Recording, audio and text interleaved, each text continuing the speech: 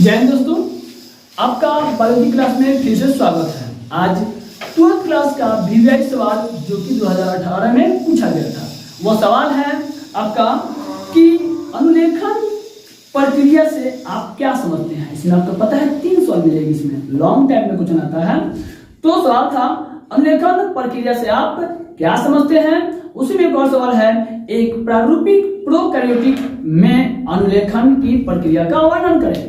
इसी में एक और सवाल है, सुकेंद्री में इस प्रक्रिया में निहित 2 अतिरिक्त जटिल प्रक्रियाओं का वर्णन करें। यानी कि सवाल 1 और इसमें छुपा 3 का कंसेप्ट। तो इस वीडियो में आपको सभी का तीनों कंसेप्ट को बेहतरीन तरीके से बताया जाएगा। तो आगे देखते हैं अनुलेखन के बारे में। अनुलेखन क्या होता है तो गौर कीजिए, डीएनए की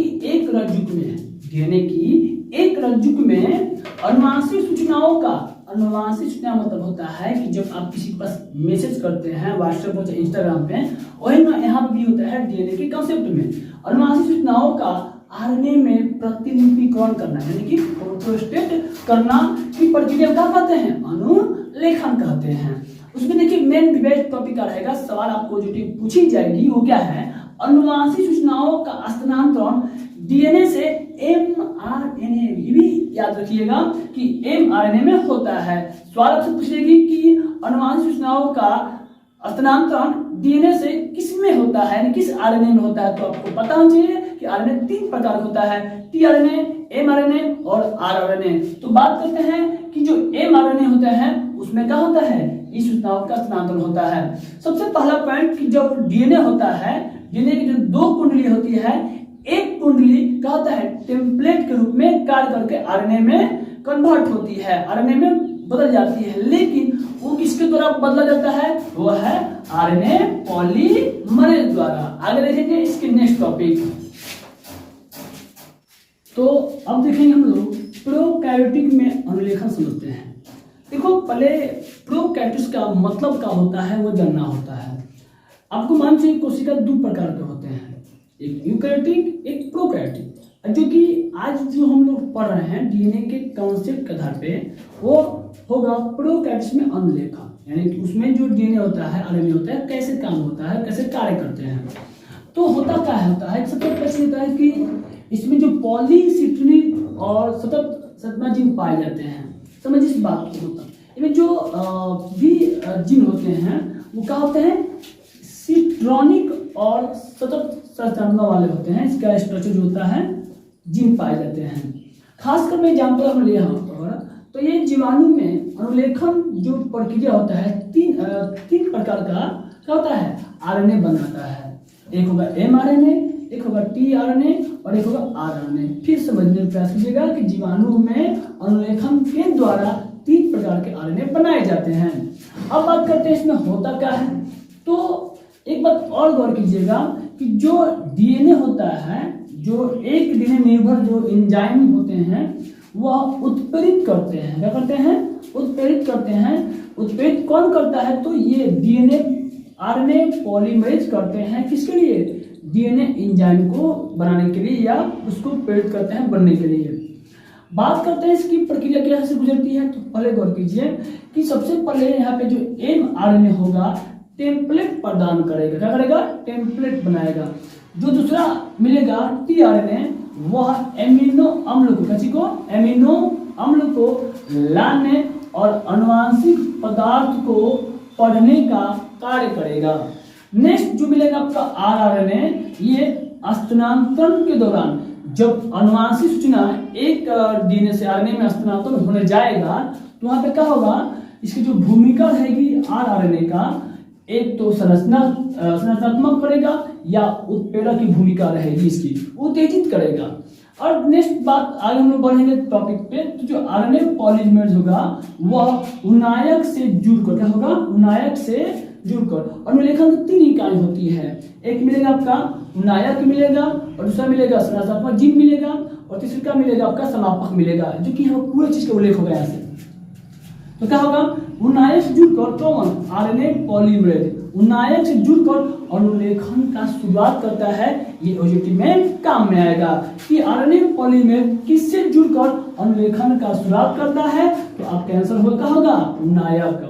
बात करते हैं इसके बाद की घटना क्या होगी।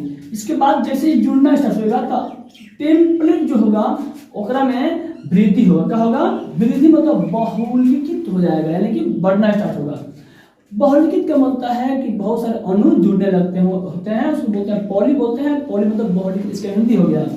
और ये कुंडली आगे खुलने और दीर्घीकरण, दीर्घकरण होता है कि बढ़ना का सहायता करता है।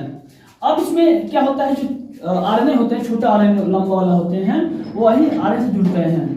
केवल छोटी लंबी वाला आरएनए से जुड़ता है। जो ये पॉलीमरेज होगा वह छोटी आरएनए से ही जुड़ेगा।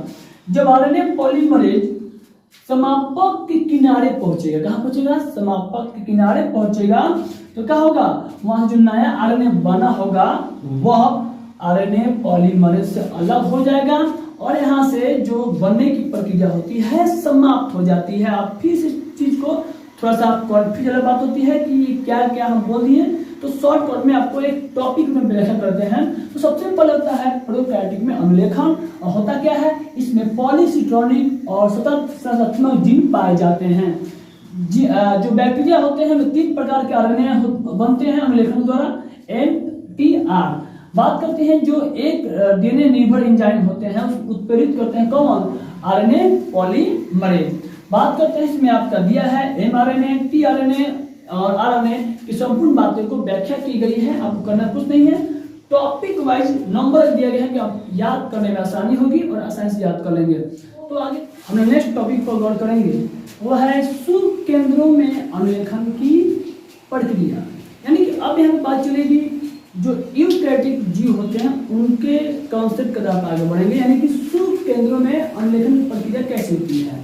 तो इसकी जटिल प्रक्रिया से हम लोग पढ़ने का है कि 2018 में इसी टाइप का क्वेश्चन पूछा था, तो उसी को हम लोग उसी का सॉल्व कर रहे हैं। तो आगे देखते हैं इसमें क्या होता है। शुभ केंद्री में 2 जटिल प्रक्रिया पाई जाती है, 2 जटिल प्रक्रिया पाई जाती है, जिनमें पहला होता है केंद्रक में कम से कम 3 प्रकार के पॉलीमरेज मिलते हैं। कितने प्रकार के, 3 प्रकार के पॉलीमरेज मिलते हैं।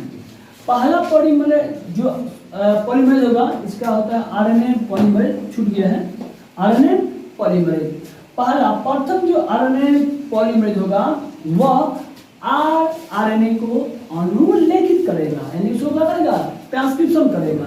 जबकि आरएनए पॉलीमरेज सेकंड जो होगा वह एमआरएनए के पूर्ववर्ती यानी पहले का जो रूप विषमांगी होता है, जो पहले का रूप होता है उसको तैयार करता है और साथ ही साथ केंद्रीय आरएनए अनुलेखन का भी कार्य करता है।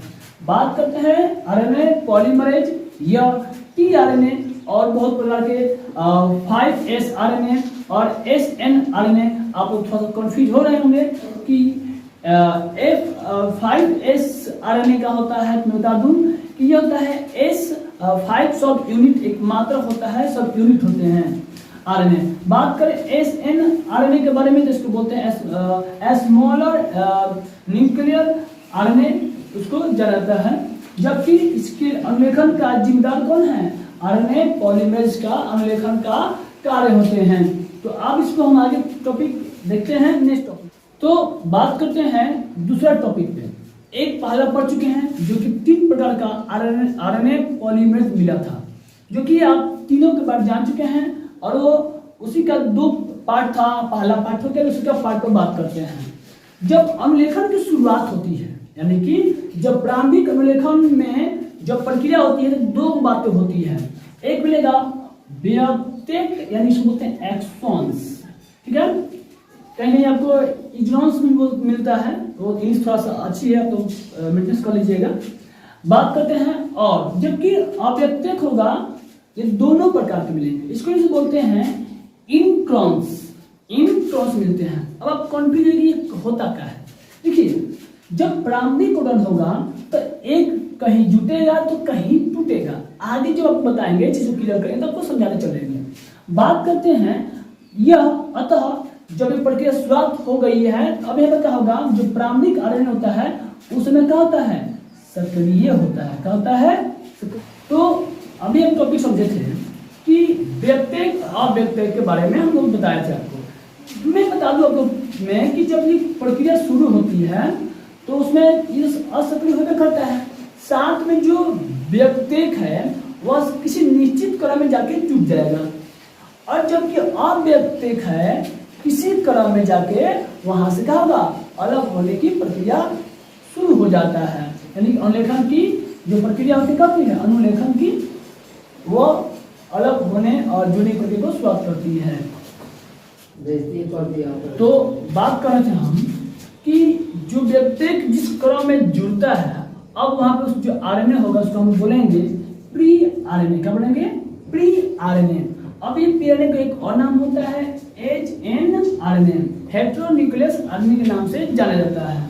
इसके दो भाग मिलते हैं, एक आच्छादन मिलेगा, एक उच्चदन मिलेगा। अब इसको समझते हैं इस बात को बढ़िया से।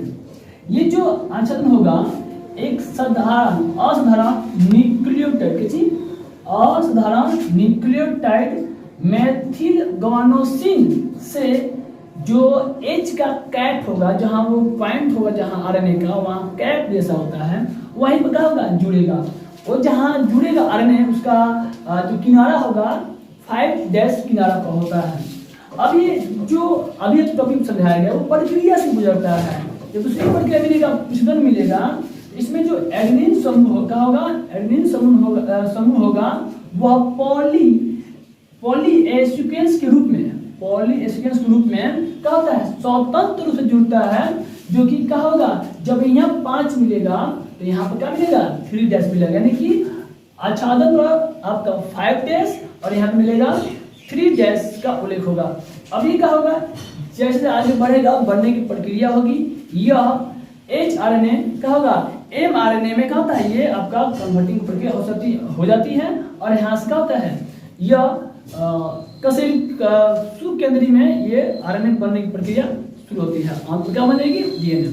तो फिर मिलते हैं अगले वीडियो में। आज के लिए जय हिंद।